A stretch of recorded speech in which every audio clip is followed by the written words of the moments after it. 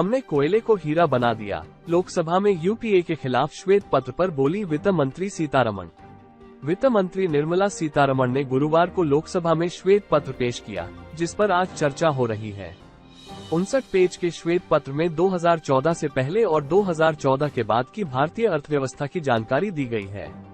इसमें बताया गया है कि किस तरह यूपीए सरकार के 10 सालों में इकोनॉमी मिसमैनेजमेंट का नुकसान भारत को झेलना पड़ा।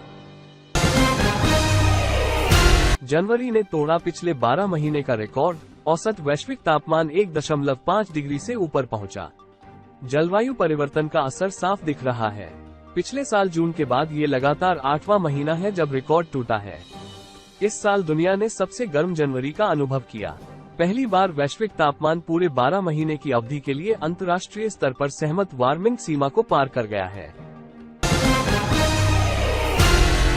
एक साल में विमानों में आई 478 तकनीकी खामियां, कई रूट्स पर हवाई किराए में हुई बढ़ोतरी, मंत्री ने संसद में दिया जवाब।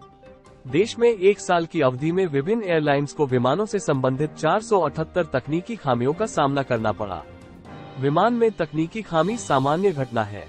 तकनीकी खामी विमानों के पार्ट्स और अन्य सहायक उपकरणों के कारण आती है।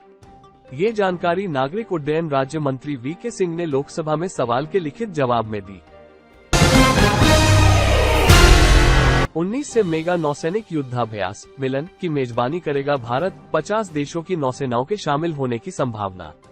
लाल सागर में बढ़ती सुरक्षा चिंताओं और अस्थिर भूराजनीतिक माहौल के बीच भारत 19 फरवरी से विशाखापत्तनम में मेगा नौसैनिक युद्धाभ्यास मिलन की मेजबानी करेगा। इस युद्धाभ्यास में 50 देशों की नौसेनाओं के शामिल होने की संभावना है।